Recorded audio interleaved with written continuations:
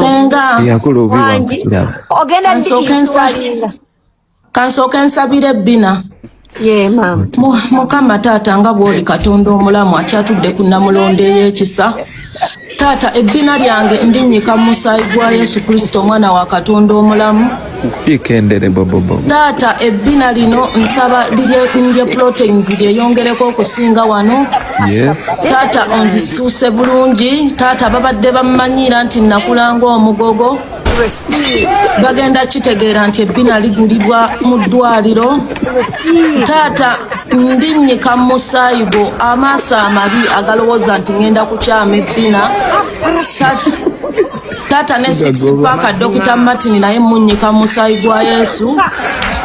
Tutuuke mu February ankole ebbeere ettutu taata nvuganye n'obuwala obuto obubadde butuyitanga abakadde yessaawa. Taata mu linnya erya Yesu nsabidde ebbina okuva na leero. Amina.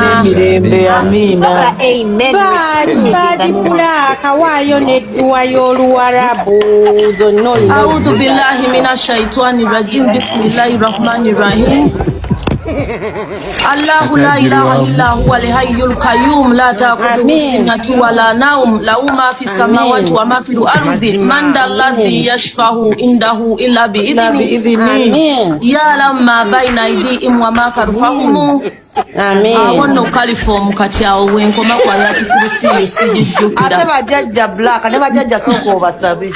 Jajja Ddungu, Jajja Kalondoozi, bamweyana omuzimu ogutudde ku mutwe Lubaale waffe ow'Abempindi yenna mu kika gwe nabba. Jajja Kalondoozi alondoole ebbina lyo. Jajja alondoole ebbina lino olinyweze. wabba Lubaale Nabba Lubaale w'ekika ky'ovula bw'obwavu bubaluma. Namubba nti nze nninayo ku kasente omwavu taba na Lubaale. Mazima oli mutuufu. ye mwana wa mama ne Lubaale Baleke bibonebone. Ye namubba maama ate nkulimbe ggwe wange. naye gwe Katonda yatonda Bad Black. Musoke musubscribinge ku channel eno tugende maaso. Kakati Bad Black yabadde mulwadde bakitegeera era amawulire gayitinganye nti Bad Black mulwadde muzibu. Abantu ku internet ne tutandika kusabira Bad Black awone era bannaye message zaffe ezisaba nti munnaye mukazi wattu asobola okuba nti awona asuuke aleme kubaako kizibu kyonna kimutuukako nga ziyitingana kumu. Kumbe Bad Black ali mu kukola bbina ali mirembe gye toyina kyomugamba bwe yazize ku internet n'alyoka atukakasa nti ye abadde ali mu kukola bbina ayagala ageze bbina akoye okuba nti talina kabina. Ate bayireyo nali mmanyi Bad Black yakola akabina emabegakaawo naye akyewunyiza okuba nti akomawo simanyi baluli baali bamukolako kyo baba bamwongeddemu bwongezi naye nga yakomyewo nga mukambwe era baalikoze bulungi n'abanga katiribulako kimu kunyeenya naye tetusuubira nti lino linanyeenya kubanga bonna bye tulaba abagakola nga gasigala ganywevu kiki. Bad Black ayogedde ebigambo ebiyitirivu naye ono omukyala waddayi Era senga nze ndabe bagamba ndi muyi. Senga nze sisobola kuba muyi n'otategeera ebyange ngenda kuleka naamidde ggwe ebyabasinga omaazi obimanyi. omanyize bagambye mbu Bad Black ali bubi ne ngamba ali bubi abadde kinze badde sinnalaba mbu wakoze Mwana gwe nga ndi eno ku Sande nali mu bbina nayingira mu theater ku makya ssaawa 3 ku Sande. Kikigwe. Nenvaayo ssaawa emu mwana gwe era Magi alaga yabadde akutukanga nange enzira engulu. Black leka okole ebbina omuntu okeera sebo n'ofa nga tonnakola bbina Magi omulaba. Mwana gwe senga kambigule ne wembigulayo ennaku bbiri senga nze nga nnina amabwa nti weevuunika bw'oti nga bakupikamu ebbina.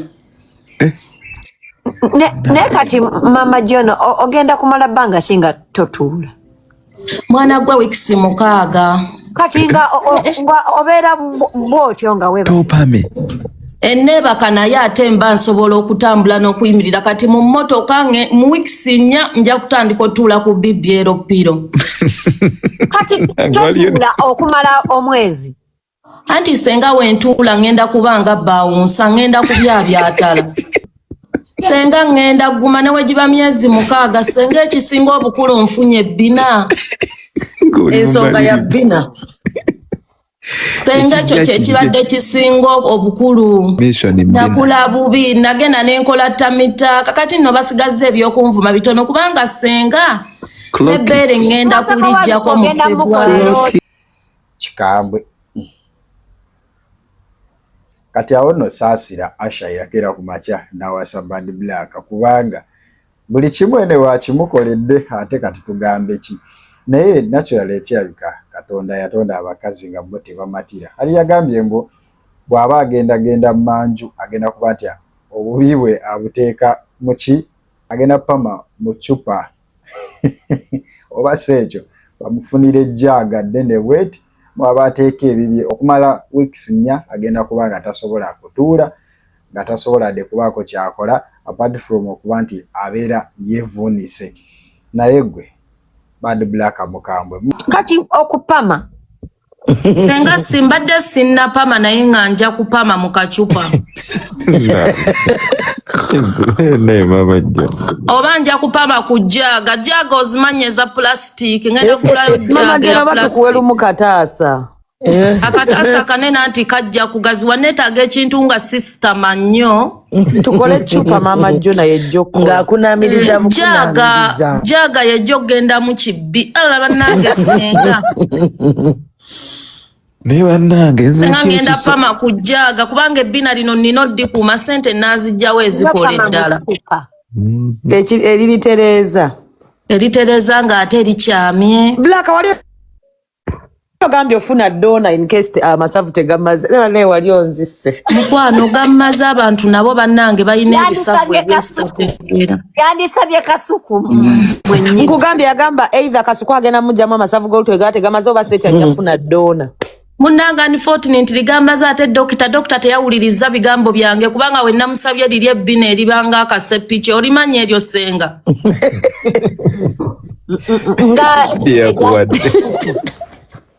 ebbina eribanga akasepiki dokita yaŋŋambye nkuteekako eryenkana n'amagulu era ŋŋenda kunyumira ddala mazima senga ekirungi kya BBL ovaayo olabye nti kati kyekino ne liposuction mu mugongo nzenna banyweddenywedemu senga ndi bubi wano ninga nkoko naye bannange simanyi we tugenda Nako kimanyi ogenda vaayo eyo ng'ofaana wenkanalira ddala ne Slim Daddy nga tewali n'agamba ate Slim Daddy ayina akabina talina hipu talina kabina ngamba mugenda babagamba bannaeraba ekiwala ekitono ekivubuka ekito nolwedde nze bba wange ye mukadde ku nze ddiya banga nsinga obukulu musinga obukulu myaka 8 naye ye mukadde tosobola kwegadanga kamama jjo nenkozesa gy'okozesaamu omwana buli luvannyuma ddakiika 6 ne Yesu agenda kuggwerera mwana gwe bba wange yasinga okwagala ebyo ebintu naye kati anaamalako n'amabi na Black mabi nanga manene ate banga alina omusolo munene nga lwaki tamalaako ekikigwe kati bannange agenda okulya ddogi bannange njagala nga mutuuze maaso nga mugamba shake that thing yo Annabella shake that thing yo Annabella shake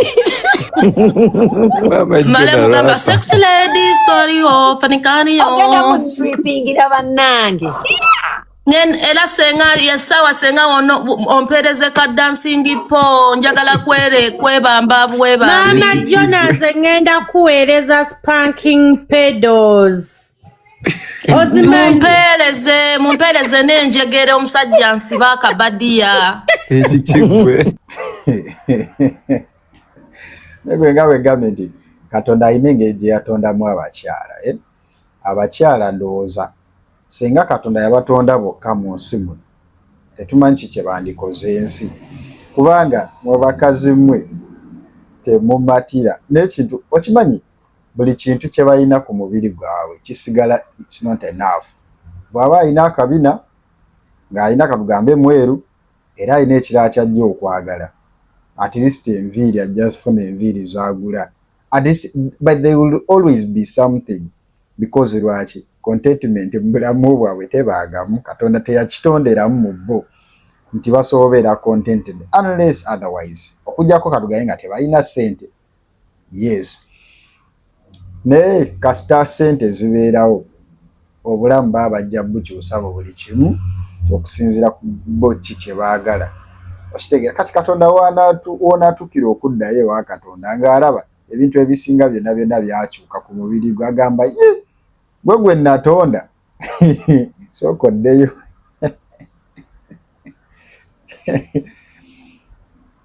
Agambirawo gwe si gwe natonda sooka oddeyo, njagala Bad Black gwe natonda yabajja. Namuyimbwa gwe natonda yabajja. Olaba gwe bakusuula mu muliro era kukasuka mu muliro gwa bwereere kubanga bannaye you have to be contented with something ky'oba olina.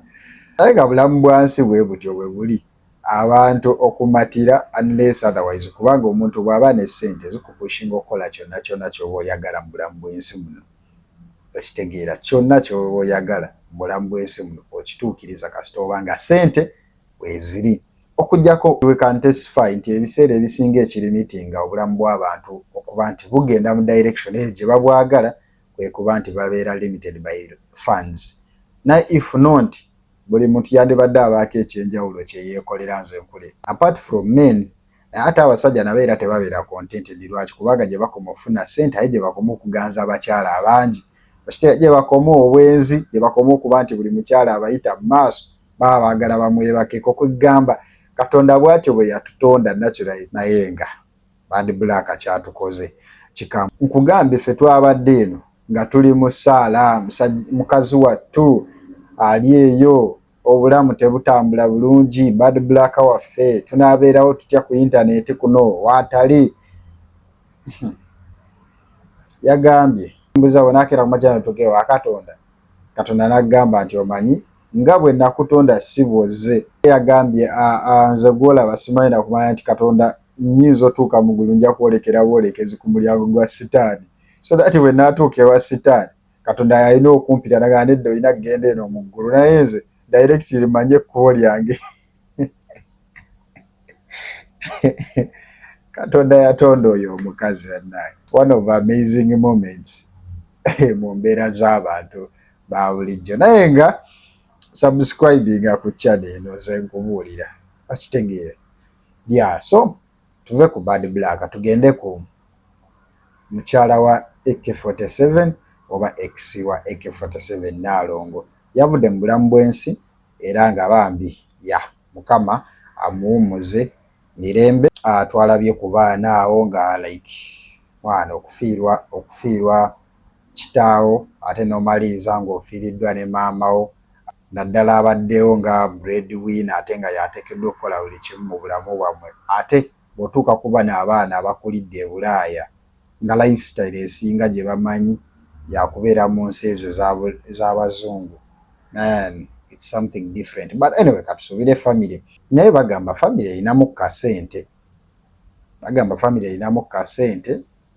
So obulamu busobola osigala nga butambula, but it's really heartbreaking. Era nga just tubasabira busabizi Mukama asobole okuba nti abagumya bonna abo. Era wano we twalabidde ne tugezaako kulaba ne audio eziriikingi ezikwatagana ku grenade ne Nalongo. I don't know. Naye abantu baziba tebeewummuza ku internet ate nga story ziraga za mabega nnyo. I don't know what happened ku bantu ba bulijjo. Buzibu ki? Audio zaaliikinze nga ziraga obulamu bwe bazze balivingamu naddala Eke bwe yava mu bulamu bwabwe. Kwegamba ebintu ebyo. Naye nga we really appreciate naddala ku Palaso yasalawo n'atakinga initiative okuba nti abeererawo abaana ba AK47. Ekyo kintu tekisangika era nga this is something that must always be done naddala ku bantu nga ba Luganda. Always taking an initiative senga muganda wo abalesa abaana. These are the things that we really appreciate mu society yaffe ebyandibadde bibanga bikontinuinga nga bigenda mu maaso kubanga it's really a good gesture. Then waliwo eŋŋambe endala eziyitengana nga ziraga Rabadaba bwe yali nga ayawukanye nono omukyala. But these are things that are ebitali necessary kuba nti byogerwako maybe at this moment kubanga abamu balaga nade ebintu bya relationship biri very funny nibo babeera mu relationship zaabwe nga zisigaye zitambula abamu ne beekyawa ne basiga nga bacommunicatinga kubanga abadde bayazzeeyo n'ekiwandiiko ekimu kyalaga ng'alaga nti you know bayogerako even weeks before ono tannaba kuva mu bulamu bw'ensi just weeks before tiba communicating so ebintu bya relationship z'abantu muzijjeemu ennyindo zammwe ezo nnyindo ezaleetera wano okulaba Zari asobola okuba nti tumwogerako ebintu ate ne tumaliriza nga bali ne Shakira olugambo luno uzanya n'okuzanya anyway katusooke tulabe ku Naalongo wa AK47 ebigambo bimu bukubye yasembayo okuba nti ayogera naddala ku media kuno byali bisufu naddala ku bikwatagana ku bulamu bwabwe n'engeri gye beesinkanamu ne AK47. It was an amazing interview. Watch. I remember when I'm meeting Emma in 2008, I had a very beautiful car. By then, it was a BMW. I had 2 cars. Naina BMW's bid. In 2008, I think Zali Modonga 2006. Ngampia. Ne Musanga, Nangamba High, Namsanga Neba Chameleon, Neba Sister Wangina, all of them America. So, Nen Kolachi. Nangamba nti I want to talk to you nengamba buno bulenzi obuyaye bwogera nahani. Then my sister nagamba aga kwogera nawe then naina wallet ya pink ngejude sente nyingi nyo manyisente za Uganda ziba nyingi ngeri munga like over 5 million nge wallet ezimbe webat. Then one of my sisters, my elder sister Anne mkwano nyogo wa Chameleon kwa family hiyo ye yaba introducing her to. Then anangam nembagamba I'm buying you drinks nengulira bonna abalimo. By then yali silk kati eke nangamba jang tugende waguluwa musilk abana gye bali oba tuve mu oxygen oba yali oxygen oba yali silk what I don't even remember. Nengamba I'm so classy, I don't go in that. How old are you now? By then I was like 20. Nangamba itawo tugende eri nemugamba nze sigenda mu ebintu ebiri local, sigenda mu ebintu ebiri wagulu, I'm not going there. Nangamba go genda mu kine mugamba let's go for dinners, njagala ebintu ebyebbeeyi naye abalasi baba barasi. This guy pulled me, I don't know how. Nze mukwepanka kwe nali ne pants nanyambuseyo mu silk nagenda okulaba atambula azimba atambula agaziwa. Then he was like meet my friends bavuka baina dready abatayambye abatanabye nengamba what kind of life is this. Nansabe namba yange yesimu nengana because naine baya ye London nengaba sigenda jikuwa nanga nawe mpe namba yesimu nengamba neze once and I was like nengamba sister bange ngaba yetu Uganda bano tebajja kusoboka. Then nasaba sister bange simu yange ne tugano jimwane ne mugamba you give me your number I'll call you nze kubire nganji ko private alimofune namba ngamba do you want to come back to club ngamba eri do you want to tell na oxygen tell everything I can't and I don't do that. So my sisters went back ne babera okatoramala ngamba okay ngenda kujja. He lied to me nti amanyo vuge motoka. Mugamba, you know how to drive? I know. Yeah, quarter BMW and it was very expensive. Nachameza maso ne mabeka. Mugamba, you told me you know how to drive. Nangamba nti nokulaga nti ndi wakabi. I'm sorry. He was a humble boy nga sawa mango ekisonyo. So nangamba ndi sorry ne kwate motoka. Then I myself nze nayigiriza eko kuvuge motoka. Nemugamba, okay, I'm going to teach you how to drive. Bakola bati, don't go fast, don't do this. So, mana ina best moments na yenyo nyingi nyombera onenzijukira nenseka because I used to discourage him ngasagala abere muyimbi. Eyo time je namusanga yali tanayimbo baba Yuda remix. Then namala nayimbe remix. Nemugamba, I didn't do a good job. Toina bikola. I mean, another best moment we afuka Naalongo. Yatula yaje London ngamaze okuzaala abana ya delaying okujja nenzaala abana 4 days nga tanajja. So yansanga bansibula olunaku oluddako ne tumusanga ewaka. In my whole life nalisira wanko Emma nti musanyufu era twamujerega Jeff yamujerega nnyo ne Shiba yabagamba nfuse Saalongo n'akwata sente ng'akasente kaakaagala nnyo n'agenda n'angulira sneakers mpya zaali za Jordan nagula ne Xavier naye neegulira nga zifaanagana then bano ba twins n'atabagulira because they were very young kati Jeff n'amubuuza nti why mukulu ng'osanyuse nnyo anti nfuse Saalongo nti bw'osanyuka ennyo omukyala omugulidde mu ngatto ko yanti alina okuba owakabi I mean ekera yokolanga ebintu ebisanyusa bingi nnyo but he was a very humble guy. He's one person eyali ayagalibwa asirika ng'asirika naye waabeera nammwe bamanyi ng'ayogera nnyo ne museka naye ng'ebiseera ebisinga era olumala ng'asirika gw'olina omugyamu ebigambo so